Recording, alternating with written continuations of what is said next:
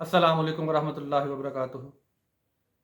छठे पारे के आगाज़ में अल्लाह रब्बुल इज़्ज़त ने ये शर्त लगाई है कि तमाम इंसानों पर, तमाम अनबिया पर ईमान लाना लाज़मी है। बहैसियत मुसलमान हम नबी पाक सल्लल्लाहु अलैहि वसल्लम तमाम अनबिया को मानते हैं कि वो अल्लाह के नबी थे, उनके रसूल थे और वो अल्लाह ताला का पैगाम में वहदानियत यानी कि अल्लाह एक है, उसी की इबादत करना चाहिए। हज़रत आदम से लेकर नबी पाक सल्लल्लाहु अलैहि वसल्लम तक मुख्तलिफ़ अदवार में वो ज़मीन पर अल्लाह का पैगाम फैलाते रहे। लेकिन अहले किताब जो हैं, जिनमें यहूद भी हैं और ईसाई भी, वो तमाम अनबिया का अपने जो हज़रत ईसा और मूसा के अलावा बाकी अनबिया का इनकार करते रहे। अहले किताब में ईसाई जो हैं, वो तो इस हद तक बढ़ गए कि नाउज़ुबिल्लाह उन्होंने हज़रत ईसा को अल्लाह का बेटा करार दे दिया। याद रहे कि हज़रत ईसा बग़ैर बाप के पैदा हुए थे, वो दूसरे नबी हैं, दूसरे इंसान हैं जो बग़ैर बाप के हुए। पहले हज़रत आदम थे, जिनको अल्लाह ताला ने खुद पैदा फरमाया, उसके बाद हज़रत ईसा थे। तो अल्लाह ने फरमाया कि यकीनन जो लोग ये ईमान रखते हैं कि अल्लाह ने उनको खुद वो अल्लाह के बेटे हैं, वो यकीनन गुमराही का शिकार हुए और वो शिर्क की बुनियाद पर जहन्नम में जाएंगे। अगले आयत मुबारका में अल्लाह रब्बुल इज़्ज़त ने फरमाया है कि 4 चीज़ें तुम पर हराम करार दे दी गई हैं। नंबर 1, वो जानवर जो तबई मौत मरा हो। नंबर 2, खून जैसे ज़िबा के वक्त बहता है। नंबर 3, खिंजीर का गोश्त, सूअर जिसे कहा जाता है, पिग भी कहते हैं इंग्लिश में। और नंबर 4, ऐसा जानवर जो गैर अल्लाह के नाम पर किसी स्थान पर ज़बह किया गया हो, बगैर अल्लाह के नाम पर। इसके अलावा तमाम चीज़ें हलाल हैं। हाँ, अगर एक बताया गया है कि अगर आपके लिए जान बचाना ज़रूरी हो जाए, आपके पास कोई ऐसे हालात में आप शिकार हो जाएँ कि आपके पास कोई ऐसी चीज़ ना हो जान बचाने के लिए और आपको हराम खाने पर मजबूर होना पड़े, तो तब अल्लाह ताला ने रुख़्सत करार दी है। अल्लाह रब्बुल इज़्ज़त ने वुज़ू के फ़राइज़ भी इस बारे में बताए हैं, जो कि 4 हैं। सबसे इसमें चेहरे का धोना, दोनों हाथों को कोहनियों का तक धोना, सर का मसा करना और दोनों पाँव को टखनों समेत धोना।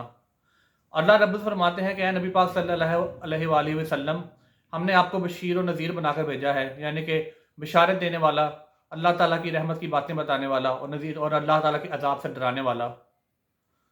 अल्लाह रब्बुल फरमाते हैं कि बेशक आप सारी कायनात की दौलत ले आएँ, उसके बराबर उससे ज़्यादा बेशक दौलत साथ इकट्ठी कर लें, लेकिन अगर आप अल्लाह के साथ शिर्क करते हैं, अल्लाह की बताई हुई बातों पर ईमान नहीं लाते, अल्लाह के नबी पर ईमान नहीं लाते, तो क़यामत के दिन ये चीज़ आपको कोई फ़ायदा नहीं देगी और आप जहन्नम की गहराइयों में फेंक दिए जाएंगे।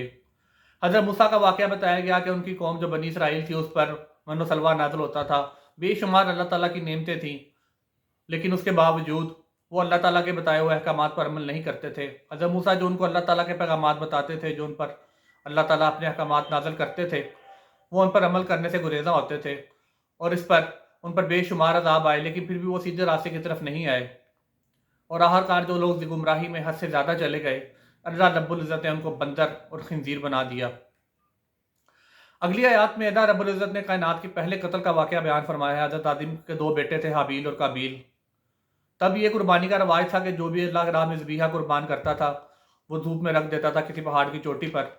तो जिसकी कुर्बानी कबूल होती थी, अचानक उस पे कोई आग लपटती थी और वो इसका मतलब होता था कि वो कुर्बानी कबूल हो गई है। अब इस पे एक भाई का दूसरे भाई से हसद हो गया, रिश्ते की बुनियाद पे भी हसद था उनका आपस में। तो एक भाई ने दूसरे भाई को कत्ल कर दिया। फिर वो परेशान हुआ कि मैं इसका क्या करूँ, उसको कैसे छुपाऊँ?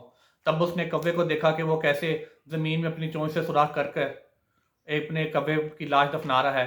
तब उन्होंने एक भाई ने ये काम किया और वो हज़रत आदम का जो बेटा था, वो अल्लाह की राह में अल्लाह की नज़र में मरदूद हो गया और कायनात के आखिर तक, मतलब बरोज़े क़यामत तक जो भी कत्ल होगा, हर कत्ल का गुनाह उसके खाते में भी लिखा जाएगा। रवायात में ये आता है। और अल्लाह रब्बुल इज़्ज़त ने अगली आयत में यहाँ बयान फरमाया कि जिसने किसी एक इंसान की जान बचाई, बेशक उसने पूरी इंसानियत को बचाया, और जिसने किसी एक इंसान का कत्ल किया, उसने जैसे पूरी नस्ल इंसानी का कत्ल कर दिया। याद रहे कि कत्ल अम्द एक कबीरा गुनाह है जो कि माफ़ नहीं होगा। और किसास का अल्लाह ताला ने बयान फरमाया कि जान के बदले जान, आँख के बदले आँख, कान के बदले कान, नाक के बदले नाक।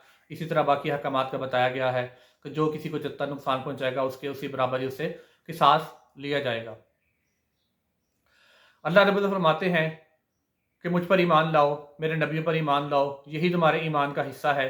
लेकिन जो लोग ऐसा नहीं करेंगे, अहले किताब में से भी, वो जहन्नम के हकदार ठहरेंगे। लेकिन अहले किताब में से जो लोग, जो उनके सामने जब अल्लाह का जिक्र किया जाए, तो उनकी आंखें, अल्लाह ताला फरमाते हैं कि आंखों से भर जाती हैं और वो इस चीज़ को सच्चा मान लेते हैं। روایات میں آتا ہے کہ یہ آیات تب نازل ہوئی کہ جب حضرت نجاشی کے پاس اللہ کے نبی کا پیغام لے کر گئے تو انہوں نے یہ جان لیا کہ یہ اللہ کے سچے نبی ہیں اور یہ اللہ کا ہی پیغام لے کے ہیں، تو ان کی آنکھوں سے آنسو جاری ہو گئے اور وہاں پہ تمام لوگوں نے اسلام قبول کر لیا۔ تو اللہ نے ایسے لوگوں کو جنت کی بشارت دی ہے کہ جو اہل کتاب ہوتے ہوئے بھی اللہ کے احکامات پر ایمان لے آئے، نبی پاک صلی اللہ علیہ وآلہ وسلم پر ایمان لے آئے اور آپ کے احکامات کو ہی آخری جانا، اور یہی انشاءاللہ تعالی جنت میں مسلمانوں کے جو مومنین ہیں جو جنت میں جائیں گے ان کے ساتھی ہوں گے۔ اللہ رب العزت دعا ہے کہ ہم سب کو نیک عمل کرنے کی توفیق عطا فرمائے، رمضان المبارک کی برکات کو سمیٹنے کی توفیق عطا فرمائے، آمین یا رب العالمین۔ السلام علیکم ورحمۃ اللہ وبرکاتہ۔